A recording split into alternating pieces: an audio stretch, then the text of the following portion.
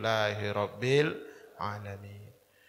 Salawat beruntaikan salam, semoga senantiasa Allah sampaikan keharibaan uswatun hasanah kita, putra Abdullah, Nabi kita Muhammad sallallahu alaihi wasallam, yang sama-sama kita muliakan Ketua DKM Masjid Al-Ikhlas Komplek Garuda Cipondoh, Tangerang, Indonesia, Abang Anda Haji Ruslandi Lubis beserta seluruh jajaran kepengurusannya yang tidak saya sebutkan satu persatu karena bisa-bisa sampai jam 1. Ibu-ibu juga yang luar biasa sudah dapat hadir pada pagi hari ini. Semoga kita semua diridhoi oleh Allah Subhanahu wa taala. Sebagaimana biasa, saya punya channel di YouTube Majelis Studi Dakwah Terapan. Jadi Majelis Studi Dakwah Terapan itu materinya langsung aja diterapin, nggak bertele-tele. BTL, batak tembak langsung. Terus diantaranya ada pelatihan menerjemahkan bacaan sholat kata per kata. Jadi saya punya program sebagaimana bukunya itu, bikin kelas 10 orang, 20 orang. Ya selama 10 pertemuan insya Allah sholat bisa mengerti makna yang dibaca agar sholatnya khusyuk. Karena selama ini banyak kaum muslimin sholatnya kayak burung beo, nggak ngerti yang diucapkan. Nah, itu makanya kita harus intensif ngajinya, pakai kelas catat nama. Tuh. Boleh kapan-kapan kita programkan. Saya juga pembimbing haji dan umroh bersertifikat dan sertifikatnya asli, tidak palsu. Nah, boleh diselidikin, boleh. Konsultasi waris, nah ini juga penting apalagi akhir zaman. Banyak orang yang rakus sama warisan, nggak berkah hidupnya itu. Na'udzubillahi min dzalik. Konsultasi penyakit medis, non medis, pasutri dan keluarga, tapi ini rekanan, kita ada tim. Insya Allah syar'i, karena banyak juga para peruqyah itu pakai jin juga dia meruqyah. Dia akal-akalin tuh orang sampai muntah-muntah. Akhirnya ini harus begini, beli bahan macam-macam. Akhirnya dijadikan ATM itu orang. Banyak yang begitu. Na'udzubillah min dzalik. Nah, konsultasi seputar keislaman, nama channelnya Ustadz Arifin Purba Official. Nah, silakan, tapi yang belum subscribe, like and share, ditunggu dan itu gratis. Yang baru saya upload tadi malam itu temanya senang belum tentu bahagia, tetapi bahagia sudah pasti senang. Nah itu, masalah kolbu dia insya Allah. Hidup ini adalah pilihan. Tuh. Ada 2 jalan pilihan yang Allah berikan kepada kita, yaitu jalan ke surga dan jalan ke neraka. Sekarang kita sedang memilih jalan ke surga. Nabi bersabda dalam sebuah hadis riwayat Imam Muslim, "Wa man salaka tariqan yaltalmisu fihi ilman, sahalallahu lahu bihi tariqan ilal jannah." Dan siapa yang menempuh jalan untuk mencari ilmu, maka Allah akan mudahkan jalan ke surga baginya.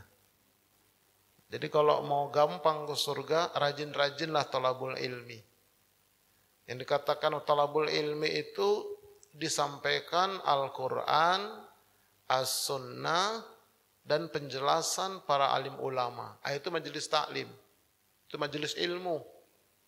Ya, bukan menggibah sana sini, menuduh bid'ah sana sini, bukan.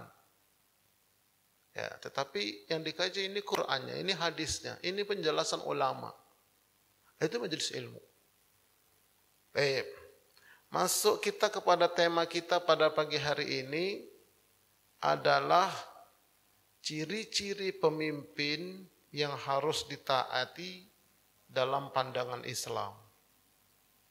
Nah, ini ya, ini temanya. Bukan untuk menjelek-jelekan, bukan, tapi kita kaji. Ya, kita kaji bagaimana sih sebetulnya dalam Islam itu pemimpin yang wajib ditaati, yang tidak wajib ditaati, sikap kita bagaimana, salah dalam mengikuti pemimpin yang sesat. Nah, ini yang perlu kita pahamkan secara Islam tentunya. Taib. Sebagai pengantar, kepemimpinan adalah salah satu aspek yang sangat penting di dalam Islam. Salah satu aspek yang sangat diperhatikan di dalam Islam. Hal ini bisa dimengerti karena pemimpin merupakan salah satu faktor yang sangat besar pengaruhnya terhadap kehidupan suatu masyarakat. Hanya kan dulu pernah Pak Anies itu bilang, dengan selembar kertas ini, itu dia. Dengan selembar kertas ini, apapun bisa kita lakukan. Tutup itu, ada selembar kertas. Itu pengaruh kepemimpinan itu. Bayangkan kalau dikuasai oleh orang-orang yang memusuhi Islam, yang memusuhi NKRI, hancurlah kita. Nah, itu pentingnya itu. Makanya Kiai Haji Syukron Ma'mun itu sangat bersemangat, walaupun sudah tua dia. Sangat bersemangat dia. Masalah kepemimpinan di dalam Islam. Taib, sebagai bukti, saat musafir saja harus mengangkat seorang pemimpin. An Abi Hurairah anna Rasulullah sallallahu alaihi wasallam qala idza kana thalathatun fi safarin falyu'ammiru ahadahum. Ini saya bacakan tabarukan kepada hadis Rasulullah sallallahu alaihi wasallam. Dan kalau membaca hadis enggak mesti pakai tajwid. Ya. Enggak mesti pakai tajwid. Idza kana thalathatun fi, enggak usah. Apalagi baca koran bahasa Arab, enggak usah pakai tajwid. Yang pakai tajwid itu hanya baca Al-Qur'anul Karim. Gitu ya. Artinya apa itu? Apabila ada 3 orang melakukan safar perjalanan, maka hendaklah mereka mengangkat untuk dijadikan pemimpin dari orang di antara mereka. Hadis riwayat Abu Daud. Ibu-ibu mau jalan ke mall 3 orang, ayo siapa pemimpinnya? Gitu Bu. Iya harus ada pemimpinnya Pak. Kalau enggak ntar ngawur dia. Yang ini mau ke sono, yang sono mau ke sini. Sepakatin dulu sebelum berjalan. Siapa nih pemimpin kita nih? Nah, oh si Anu, ayo. Harus betul-betul dia juga itu. Nah, udah cukup sampai di sini kita pulang. Kenapa? Kalau kelamaan di mall habis duit kita. Begitu. Ini kadang-kadang kalau udah di mall itu semua dibeli. Sampai di rumah nyesal. Kenapa aku beli ini? Begitu. Bukan ibu-ibu sini, ibu-ibu di Amerika Bu. Di sana ada juga Masjid Al-Ikhlas soalnya. Taib. Nah, dalam sejarah kisah pembaiatan Abu Bakar As-Siddiq di Thaqifah Bani Sa'idah sesaat pasca wafatnya Rasulullah SAW adalah bukti lain betapa pentingnya arti kepemimpinan. Saat jasad Nabi SAW yang belum dimakamkan, para sahabat lebih mendahulukan memilih khalifah pengganti Nabi daripada menyelenggarakan jenazah beliau yang agung dan mulia. Jadi ketika Rasulullah wafat, itu ada orang-orang yang cenderung kepada kemunafikan. Mereka kumpul di Thaqifah Bani Sa'idah, dekat Masjid Nabawi. Ya, di sekitar Masjid Nabawi. Mereka udah kumpul. Nah, tapi ini kata para alim ulama ini mereka ini yang ada kemunafikan dalam kalbunya. Mereka kumpul, yuk kita angkat pemimpin di antara kita. Kita kan orang-orang Madinah, kita tuan rumah. Jangan sampai orang-orang muhajirin yang mengambil alih kepemimpinan, begitu. Oh, sampai-sampai ada juga ketika Rasulullah sudah hampir wafat itu, sakit berat itu, ada juga yang menyuruh, Ali, datang dah kamu kepada Nabi. Tanya sama Nabi, siapa penggantinya nanti kalau beliau meninggal. Ali nggak berani, jangan-jangan sedang sekarat kok ditanya begitu-begitu, tetap didorong begitu. Akhirnya Ali tidak bertanya itu. Nah, begitu kumpul-kumpul di Bani Thaqifah itu, sampaikan informasi kepada Abu Bakar. Tuan Abu Bakar, di sana itu ada orang kumpul-kumpul, mau mengangkat sebagai khalifah. Ya tapi kan jasad Nabi ini belum dikuburkan, belum dimakamkan. Pokoknya ente harus datang, kalau enggak nanti bahaya. Nah, akhirnya Abu Bakar datanglah sama Umar. Umar udah mau marah aja dia. Tenang Umar, kata Abu Bakar. Itu sejarahnya begitu. Nah, akhirnya Abu Bakar pun menyampaikan pidatonya, masa kita begini, belum lagi dimakamkan jasad Rasul, kau sudah ribut begini, teruslah begitu. Tadinya panas itu, akhirnya secara aklamasi, ya sudah, kalau begitu kami angkatlah Abu Bakar sebagai pengganti Nabi. Alasannya pertama, Abu Bakar adalah sahabat Nabi utama yang menemani Nabi hijrah dari Makkah ke Madinah. Dan seterusnya. Nah, baru setelah itu terangkat Abu Bakar secara aklamasi, barulah Abu Bakar memimpin pemakaman Rasul. Begitu mau dimakamkan pun masih lagi ribut. Di mana dimakamkan? Dibawa ke Baqi. Begini. Abu Bakar bilang, siapa yang punya hadis dalil dari Nabi? Angkat tangan salah seorang sahabat. Saya pernah mendengar Rasulullah SAW, tidaklah Nabi dan Rasul itu wafat kecuali dikuburkan di bawah atau di tempat dia wafat itu. Nah, makanya Rasulullah meninggalnya itu di rumah beliau, di atas tempat tidur beliau, maka tempat tidur digeser, digalilah di situ lubang, dimakamkan dari situ. Tapi waktu itu belum masjid dia, di samping masjid. Pelebaran menjadi dalam masjidlah makam Rasulullah SAW. Itu kenapa pentingnya pemimpin. Itu harus kita pahamkan dulu itu. Jadi nggak main-main ini pemimpin ini. Cuman ya itu tadi banyak pemahaman sengaja diracunkan kepada kita. Jangan bawa-bawa politik ke masjid. Itu dia. Gelap kita bilang aja gitu ya. Oke, lanjut. Sebuah kepemimpinan wilayah dianggap sah dan wajib ditaati dengan salah satu dari 4 cara. Ini cara mengangkat pemimpin ada 4. Ya, 3 yang disepakati, 1 yang ada perbedaan pendapat. Nah, bagaimana penjelasannya? Mari kita lihat. Yang pertama, dibaiat atau janji setia untuk taat oleh ahlul hal wal aqdi, sebagaimana baiatnya para sahabat kepada Abu Bakar Siddiq. Dalam konteks kekinian, ini yang diamalkan oleh partai PKS diantaranya. Jadi untuk mengangkat pemimpin itu, buatlah tim formatur. Nah itu. Dikumpulkan tokoh-tokoh penasehat, dikumpulkan, baru mereka itu nanti mengangkat salah seorang, baik di antara itu atau yang lain. Misalnya masjid kita ini mengadakan pemilihan pemimpin, begitu caranya. Bikin tim formatur. Namanya itu ahlul hal wal aqdi. Betul-betul dia paham.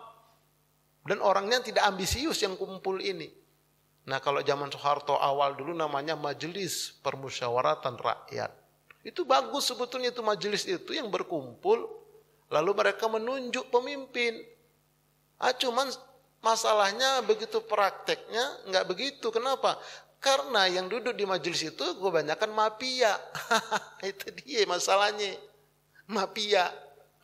Karena dia menang ke sana juga pakai bayar semua, pakai duit. Sekarang apalagi mau dilegalkan sekarang money politik, kan aneh udah. Nah itu yang terjadi. Tapi kalau metodenya itu bagus, majelis pemusyawaratan rakyat. Bagus itu. Nanti mereka yang menunjuk. Tapi mereka ini orang-orang amanah. Oke, itu yang pertama caranya. Cara yang kedua, dipilih oleh pemimpin sebelumnya sebagaimana dilakukan oleh Abu Bakar As-Siddiq ketika memilih Umar bin Khattab. Nah, jadi 2 tahun Abu Bakar Siddiq itu memimpin sebagai khalifah, menggantikan Rasulullah SAW. Nah, Abu Bakar kumpulkan itu sahabat-sahabat senior. Umar panggil, Utsman, Ali, dan yang lain-lain dipanggil. Kata Abu Bakar, aku nampaknya tak lama lagi hidup ini. Karena ya udah tua juga lah. Terus macam mana ini? Sekarang gini aja. Bagaimana nanti setelah aku tiada, kepemimpinan ini dipimpin oleh Umar bin Khattab? Tanya di sini. Macam mana? Oh bolehlah. Yang satu, ayolah. Ayo dah, gitu. Tadi ditunjuk, disarankan oleh pemimpin yang sedang memimpin karena memang dia sudah menganggap dirinya sudah tidak mampu. Nah itu model kedua. Yang ketiga, penaklukan yang dilakukan oleh seorang laki-laki muslim. Lalu dia berhasil menaklukkan dengan kekuatan dan bala tentaranya. Maka kepemimpinannya dianggap sah agar terjaga keutuhan urusan kaum muslimin. Nah ini penaklukan. Misalnya ada satu komunitas, satu negara, satu daerah, sudah dikuasai oleh penjajah dan sebagainya. Nah, lalu adalah pemimpin kaum muslimin, ayo kita serang itu. Nah, lalu menang. Nah, itu juga termasuk ya kepemimpinan. Ini zaman Belanda dulu dah, kita dijajah. Nah, akhirnya kita melawan. Tapi bagi penjajah yang melawan ini dikatakan dulu teroris, pemberontak dan seterusnya. Emang begitulah. Karena melawan yang berkuasa. Itu yang ketiga. Nah, ini yang keempat yang diperselisihkan, yaitu secara demokrasi dengan diadakannya pemilu seperti yang berlaku di NKRI. Nah, namun oleh sebagian kalangan ulama hal tersebut adalah bid'ah. Demokrasi itu produk barat katanya. Nah, di sini perbedaannya di sini. Ya, tapi begitu terpilih, mereka, ayo kita harus taat, gitu. Emang begitulah kehidupan. Tapi waktu memilih mereka nggak mau, bid'ah. Begitu sudah terpilih, taat. Aneh bin ajaib, ya. Oke, ini empat macam model inilah kepemimpinan. Nah, kalau kerajaan, itu nggak Islami. Dinasti, itu nggak Islami. Kerajaan, kayak di Arab Saudi, kayak di Brunei, itu kerajaan. Malaysia juga kerajaan. Itu tidak Islami. Ya, tidak mengajarkan model kerajaan dalam Islam. Nah, baik. Lalu yang kedua, yang B, taat kepada pemimpin. Sebutkan dalam hadis, barang siapa menaati aku, maka sungguh ia telah menaatin Allah. Dan barang siapa yang bermaksiat kepadaku, maka sesungguhnya ia telah bermaksiat kepada Allah. Dan barang siapa yang menaati pemimpin, maka sungguh dia telah menaati aku. Dan barang siapa yang bermaksiat kepada pemimpin, maka sesungguhnya telah bermaksiat kepadaku. Ini hadis riwayat Imam Muslim. Nah, lalu pemimpinnya bagaimana? Ya pemimpin yang 4 model tadi. Nah, cuman masalahnya demokrasi yang terakhir tadi itu menangnya tidak jujur. Nah, ini masalahnya. Apa wajib kita taati? Menangnya nggak jujur. Ya, nggak fair begitu. Dan nggak ada yang bisa untuk meluruskannya. Entah karena semua sudah bengkok berjamaah, nggak tahu juga lah. Tapi itu yang terjadi. Nah, lalu bagaimana kalau begitu? Nanti ada di belakang sikap kita. Tapi kalau memang pemimpin itu walaupun tidak murni, ya walaupun tidak jujur 100%, tapi caranya tadi itu benar, itu kita taat sama pemimpin, berarti kita taat kepada Rasulullah SAW. Maksiat kepada pemimpin berarti maksiat kepada Rasulullah SAW. Ini. Nah, berikutnya bersabar menghadapi pemimpin, jangan sampai mati jahiliyah. Disebutkan dalam hadis. Ini terjemahannya.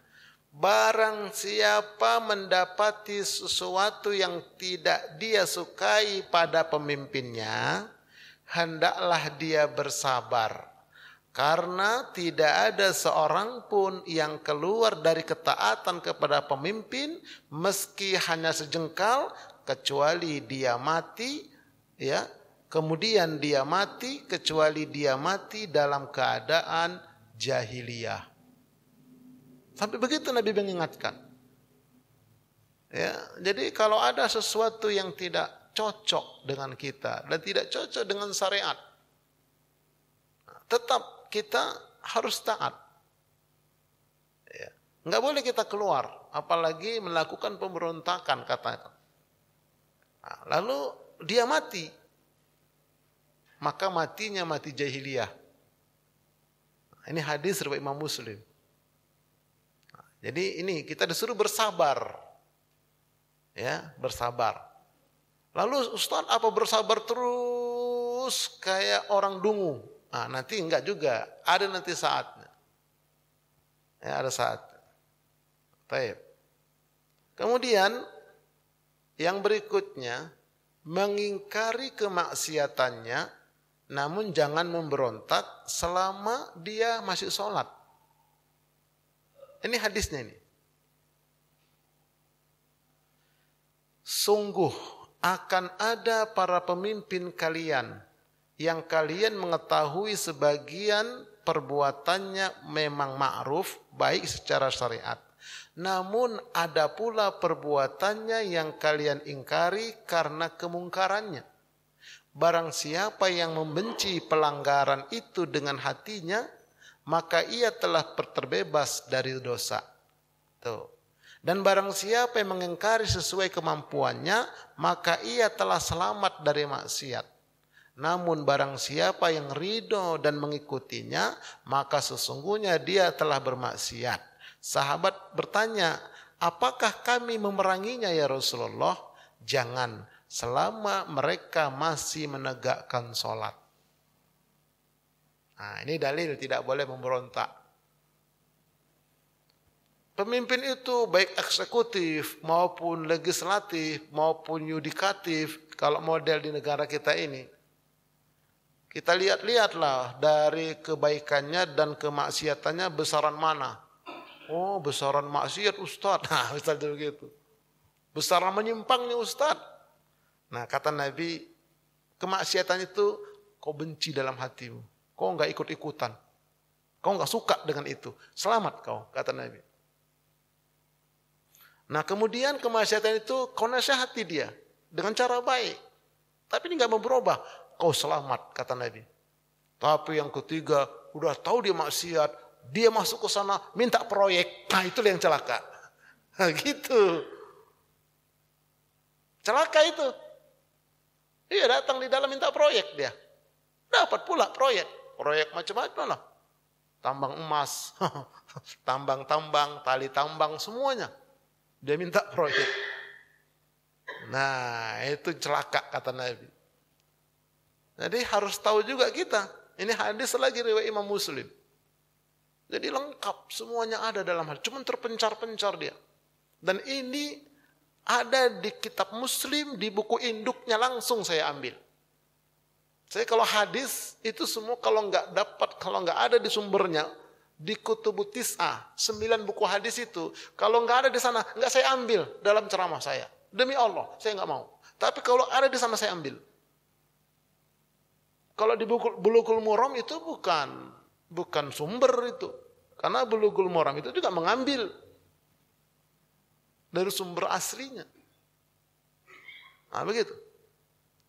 Nah, jadi dalam hadis riwayat Imam Muslim, ini redaksinya, ini terjemah. Nomornya pun jelas, nomor 3445. Terbitan tahun 2009. Nanti kalau tahun lagi beda tahun terbitannya, beda nomornya nanti. Nah, tergantung terbitan dia, terbitan bukunya itu. Baik. Selanjutnya, kapan saatnya boleh menggantinya? Nah, ini dia. Kapan saatnya pemimpin itu boleh diganti oleh rakyat? Bukan istrinya memberontak, bukan. Tapi mengganti. Nah, supaya umat Islam ini jangan dikatakan pokoknya lu harus diem aja. Bagaimana juga lu harus nurut. Enggak begitu, enggak juga. Itu namanya dungu. Namanya dungu, nggak boleh begitu. Islam itu harus tegas. Siapa melihat kemungkaran, robah dengan power. Enggak mampu dengan lisan, enggak mampu dengan kolbu, benci dalam hati. Itulah selama-lama iman. Kalau cuek, enggak punya iman. Cuek kepada kepemimpinan, enggak punya iman. Nah, baik ya, ini saatnya kita lihat Ubadah bin Somit yang ketika itu ia sedang sakit. Kami menyapa, semoga Allah menyembuhkanmu. Ceritakanlah kepada kami sebuah hadis yang kiranya Allah memberimu manfaat karenanya, yang engkau dengar dari Nabi sallallahu alaihi wasallam. Lalu ia menjawab, Nabi memanggil kami sehingga kami berbaiat kepadanya, kepada beliau. Ubadah melanjutkan di antara janji yang beliau ambil dari kami adalah agar kami berbaiat dan beliau kepada beliau untuk senantiasa mendengar dan taat. Mendengar dan taat kepada pemimpin, begitu maksudnya. Saat giat maksudnya sangat semangat, waktu semangat ataupun waktu malas. Saat kesulitan maupun dalam kemudahan. Lebih mementingkan urusan bersama, serta agar kami tidak mencabut urusan darinya. Itu dia, maksudnya agar kami tidak memberontak kepada dia, menggantikan dia, kecuali jika kalian melihat kekufuran yang terang-terangan dan kalian mempunyai alasan yang jelas dari syariat Allah.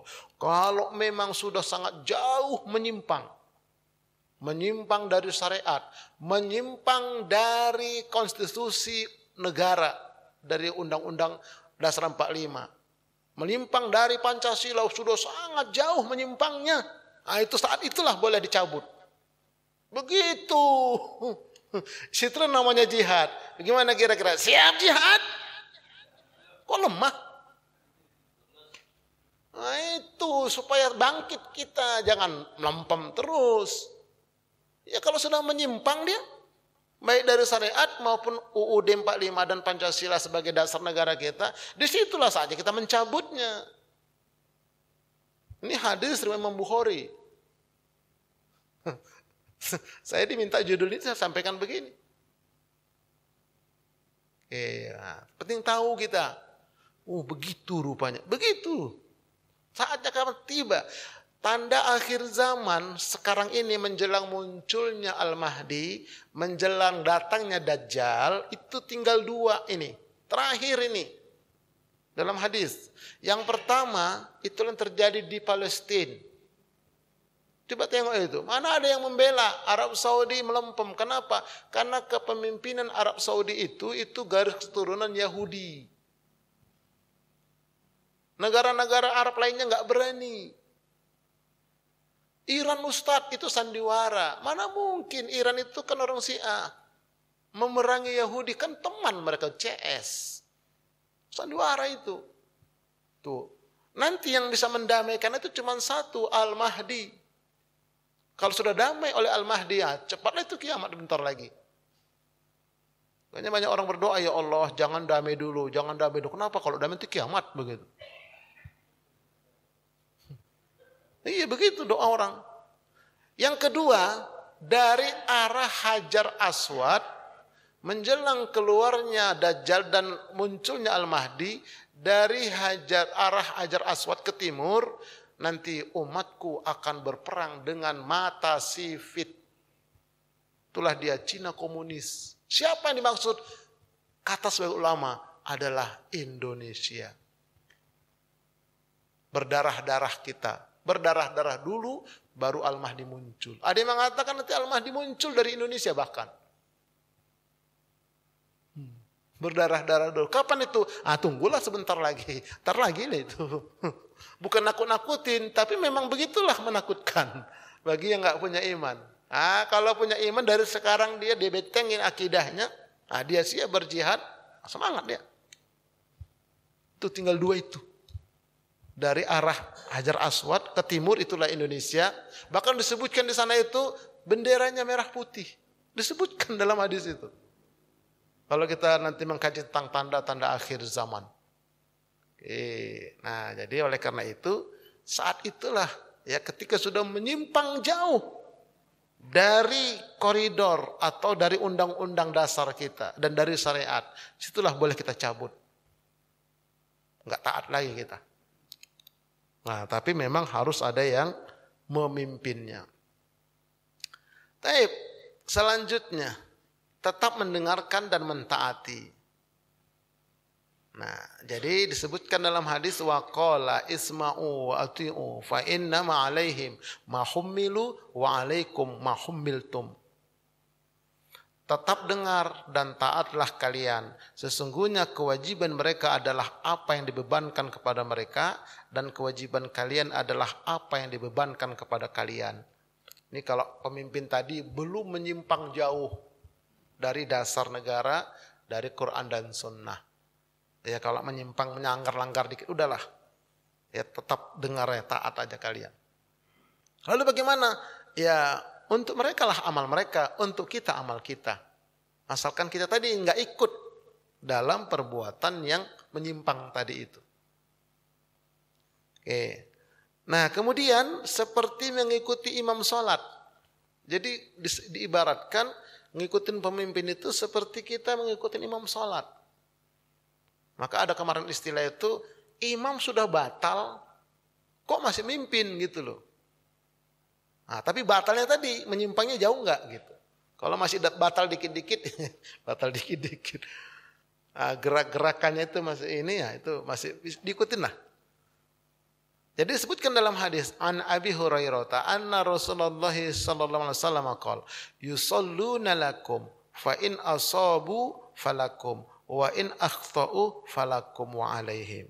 Artinya dari Abu Hurairah bahwa Rasulullah sallallahu alaihi wasallam bersabda, para imam salat memimpin kalian, maka jika dia benar mereka mendapat pahala dan kalian juga dapat pahala bagi pahalanya. Namun bila dia salah, kalian tetap mendapatkan pahala dan mereka mendapat dosa. Jadi begini, kita salat di satu masjid. Kita datang di situ, ternyata imamnya itu bacaan sholatnya tak benar. Jadi imam karena yang punya masjid dia. Gitu bisa. Kan ada begitu tuh. Modalnya cuma tua doang, tua bangka, pecinya putih. Tapi bacaannya nggak benar sama sekali. Kita tahu sudah ngaji tajwid. Sudah itu nggak ada tumak nina. Apalagi sholat zuhur, kita baru baca Fatihah separuh, sudah sujud dia. Cepat kali kawan tuh saya bilang. Berarti nggak ada tumak ninah. Tumak ninah itu rukun dalam sholat. Makanya ketika sholat itu, tumak ninah itu ya, Allahu Akbar. Ruku sampai dulu ruku 3 detik, baru baca bacaannya. Ini kadang-kadang belum nyampe. Allahu Akbar subhana rabbil azim, belum nyampe ruku, udah baca. Itu nggak tumak ninah. Apalagi berjamaah. Kalau berjamaah, imam Allahu Akbar, nyampe dulu imam sujud, baru kita bergerak. Enggak boleh menyamain imam. Apalagi mendahului, enggak boleh. Mau berdiri, Allahu Akbar, berdiri dulu imam, baru kita bergerak. Ini imam sudah tua, berdirinya lama. Allah, kata kawan tuh, lama kali kau, duluan begitu kata dia. Nah ini... itu dia. Makanya di dalam sholat itu kata Nabi ada 4 macam binatang itu. Ini di masjid makanya ulama-ulama yang kasaf, yang sudah terbuka mata batinnya, begitu dia masuk ke masjid, kepala binatang semua keluar dia. Akhirnya dia bikin masjid sendiri. Setiap masuk masjid kepala binatang, masuk masjid kepala binatang. Itu sahih hadisnya. Yang pertama, kepala binatang keledai. Badannya manusia, kepalanya keledai, nampak itu, terbuka itu mata batinnya ulama itu. Siapa mereka? Tadi yang menyamai gerakan imam atau mendahului gerakan imam. Kepalanya keledai, sampai ke akhirat itu dibawa. Nah yang kedua, kepala apa? Kepala onta. Siapa mereka? Itulah kalau turun sujud. Turun sujud, dengkulnya menyentuh lantai dan berbunyi gedebuk, gedebuk, gedebuk. Itu onta nanti. Makanya pelan. Lalu bagaimana Ustadz? Apa dengkul dulu apa tangan? Boleh salah satunya. Nabi ketika masih gagah, dengkul dulu, baru tangan, baru jidat, kening. Sudah agak berat Nabi, tangan dulu, baru dengkul, baru kening. Nah itu dia. Yang nggak boleh, jidat duluan, nyungsep. Bukan nyungsep. Ketika dengkul duluan, pelan dia, jangan bunyi. Apalagi lantainya lantai papan. Itu hati-hati itu, jangan sampai gedebuk-gedebuk. Nggak boleh, itu ontak itu kepalanya. 2, yang ketiga, kepala burung atau ayam.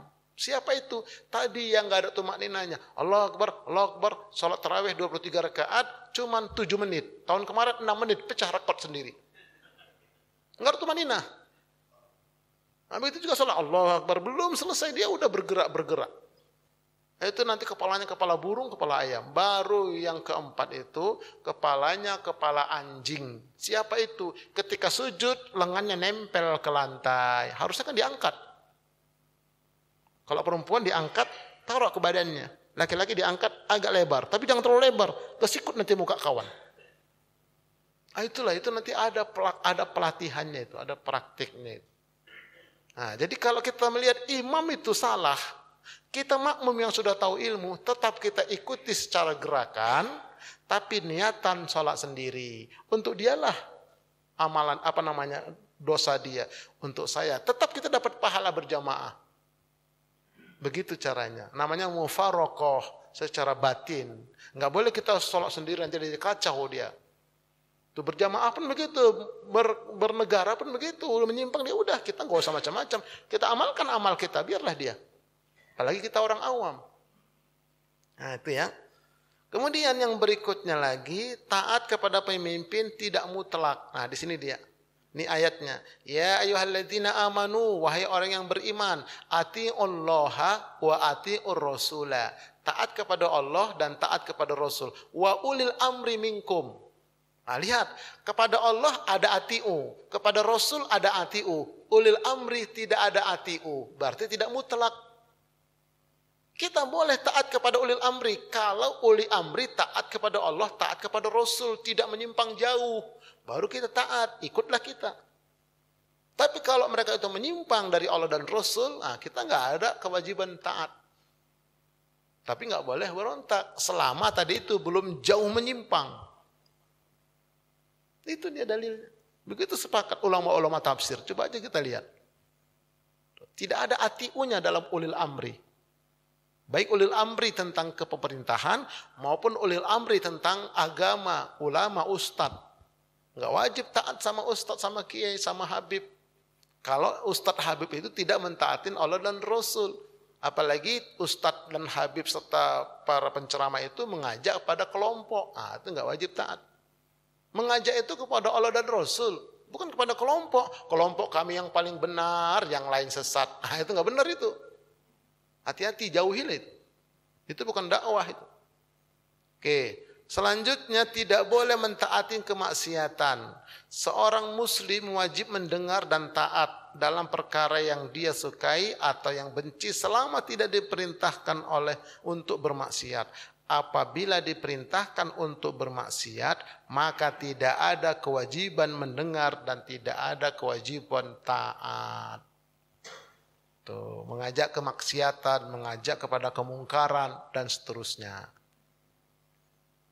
Nah, berikutnya, jika mengikuti keburukannya bukanlah umat Rasul. Kita lewatkan dikit ya. Ini pas namanya ini waktu tulu, waktu terbit. Suruk itu lewat dari tulu. Subuh, tulu, suruk, duha, zawal, zohor. Nah, begitu nanti urutannya itu. Asar, ghurub, maghrib, isya, begitu ya. Nah, ini baru tulu tadi, terbit. Nah, suruk itu lewat sedikit, 10 sampai 15 atau 20 pun masih boleh. Jika mengikuti keburukannya bukanlah umat Rasul. Ini hadis sahih. Akan ada setelah aku nanti para pemimpin yang berdusta, pembohong. Ini kata Nabi, pendusta, pembohong, curang. Barang siapa masuk pada mereka lalu membenarkan, menyetujui kebohongan mereka dan mendukung kezaliman mereka, maka dia bukan dari golonganku. Jelas itu. Itu jelas. Hadisnya sahih. Bukan golonganku, kata Nabi. Dan aku bukan dari golongan mereka. Dan dia tidak bisa mendatangi telagaku di hari kiamat. Dan barang siapa tidak masuk pada mereka, penguasa dusta itu, dan tidak membenarkan kebohongan mereka, dan juga tidak mendukung kezaliman mereka, maka dia adalah bagian dari golonganku, dan aku dari golongannya, dan dia akan mendatangi telagaku di hari kiamat, yaitu telaga Al-Kautsar. Nah, jadi nanti ketahuan di sana, oh kamu bukan umatku, nggak boleh datang, jauh sana, jauh. Di antaranya ini yang bergabung dan ikut kepada pemimpin yang zalim, mendukung mereka sebagai tim sukses, sebagai guru spiritual dan seterusnya. Banyak sekarang, hati-hati. Iya, dapat proyek tim sukses. Oh, ngeri loh, ngeri-ngeri sedap. Ngeri-ngeri sedap. Maaf ini, saya kemarin ditawarin 1 miliar. Serius. Oh Ustaz, enggak, saya bilang. Biarlah saya otodidak aja, rezeki itu mah Allah yang ngatur, saya bilang. Dah, selanjutnya menyesal di padang mahsyar. Ini dia ini. Dan mereka semuanya di padang mahsyar akan berkumpul menghadap kehadirat Allah.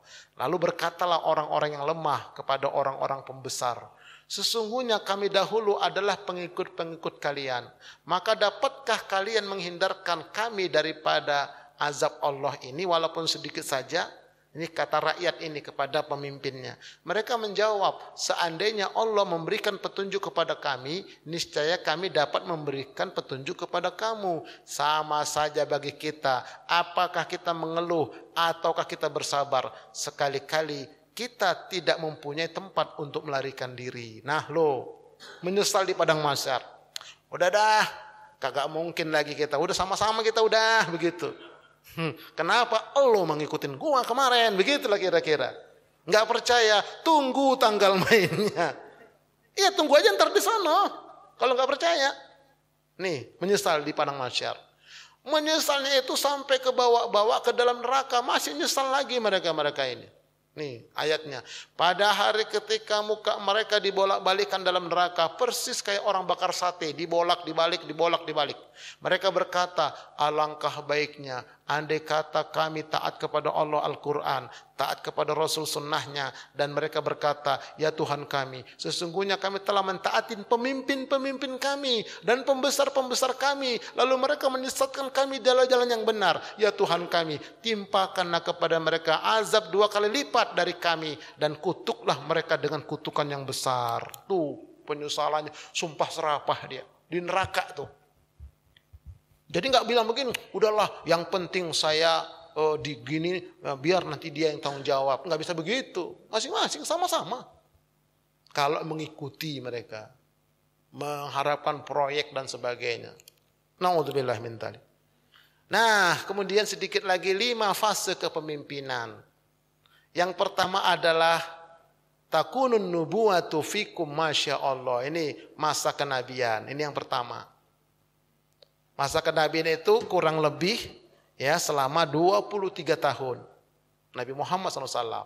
Setelah Nabi wafat, masa khilafah ala minhajun nubuwah. Ada berapa khilafah itu? Waktu setelah Nabi wafat, ada 5 khalifah. Bukan 4, 5. Yang pertama khalifah Abu Bakar, 2 tahun. Khalifah Umar, 12 tahun.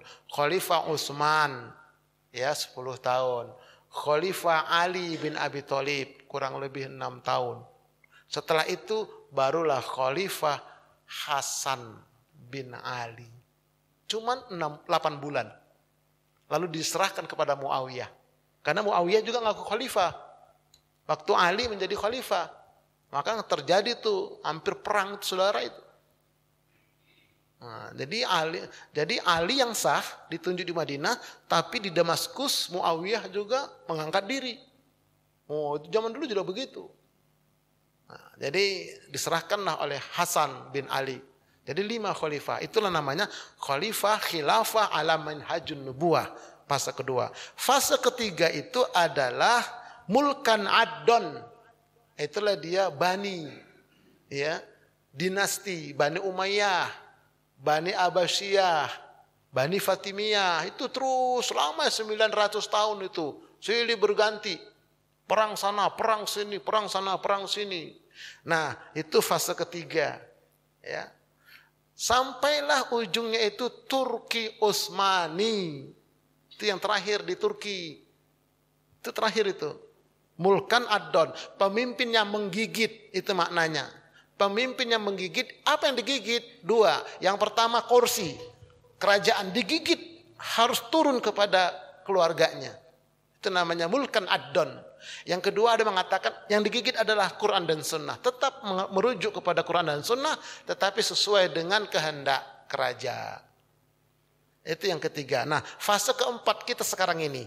Namanya adalah mulkan jabriyatan. Pemimpin-pemimpin yang memaksakan kehendak. Hukum adalah kehendak dia.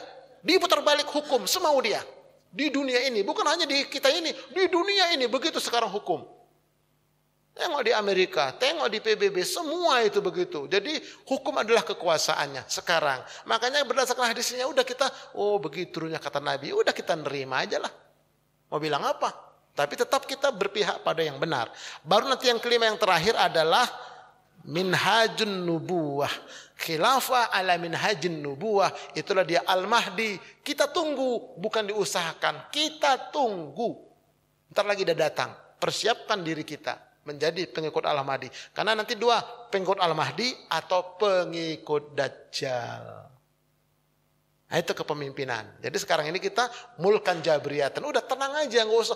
Kok begini di WA, kok dicurangin. Memang begitu kata Nabi. Mau bilang apa? Ya udah kita beriman kepada Rasulullah SAW. Aman, tenang kita. Nah kalau mau lebih tenang lagi, nanti lihat Ustadz Arifin Purba official. Senang belum tentu bahagia. Bahagia sudah pasti senang. Nah itu judul terakhir itu. Itu untuk ketenangan. Insya Allah enak. Insya Allah enak. Ya. Nah yang terakhir. Ini saya sampaikan hadis Imam Bukhari. Dia mendengar Hudzaifah bin Yaman berkata, orang-orang bertanya kepada Rasulullah tentang perkara kebaikan, sedangkan aku bertanya kepada beliau tentang keburukan. Karena aku takut akan menimpaku. Aku bertanya, nih Hudzaifah, wahai Rasulullah, dahulu kami berada pada masa jahiliyah dan keburukan. Lalu Allah mendatangkan kebaikan ini kepada kami dengan datangnya engkau. Apakah setelah kebaikan ini ada keburukan ya Rasulullah? Beliau menjawab, ya. Aku bertanya lagi, apakah setelah keburukan itu nanti akan datang kebaikan lagi Rasulullah? Beliau menjawab, ya. Akan tetapi di dalamnya ada dukhon, ada kabut. Aku bertanya lagi, apa kabut itu ya Rasulullah? Beliau menjawab, yaitu suatu kaum yang memimpin tanpa mengikuti petunjukku. Itulah tadi dinasti-dinasti tadi itu, Bani Umayyah. Ya, kemudian kamu mengenalnya tetapi sekaligus kamu ingkari. Aku kembali bertanya, apakah setelah kebaikan yang ada kabut itu akan timbul lagi keburukan? Beliau menjawab, ya, yaitu para penyuruh, para da'i yang mengajak ke pintu neraka jahanam. Hati-hati, banyak ustadz mengajak ke pintu jahanam. Makanya harus selektif kita dalam mengundang ustadz. Siapa yang memenuhi seruan mereka, maka akan dilemparkan ke dalam neraka. Aku kembali bertanya, wahai Rasulullah, berikan sifat-sifat mereka kepada kami. Beliau menjawab, mereka itu berasal dari kulit-kulit kalian, jubahnya, bajunya kayak kalian, berbicara dengan bahasa kalian pakai dalil-dalil. Aku katakan apa dan apa yang baginda perintahkan kepadaku bila aku menemui zaman keburukan itu? Beliau menjawab, kamu tetap bergabung kepada jamaah muslimin dan pemimpin mereka. Aku kembali berkata, jika saat itu tidak ada jamaah muslimin dan juga tidak ada pemimpin Islam, beliau menjawab, kamu tinggalkan seluruh firqah kelompok golongan itu, sekalipun kamu harus menggigit akar pohon hingga maut menjemputmu, dan kamu tetap berada di dalam keadaan itu berpegang pada kebenaran. Nah ini sekarang ini kan banyak firqah, tinggalkan semua firqah, ikutlah kepada Quran dan Sunnah, gigitlah itu kata Nabi. Hati-hati kita banyak nanti dai-dai mengajak ke neraka. Nah, pemimpin Islam yang satu belum ketemu, itulah Al-Mahdi. Nah ini semua ya. Jadi oleh karena itu ini secara global terus tergambar pada kita. Wallahu a'lam bishawab. Semoga bermanfaat. Silakan kalau ada yang mau ditanyakan, silahkan.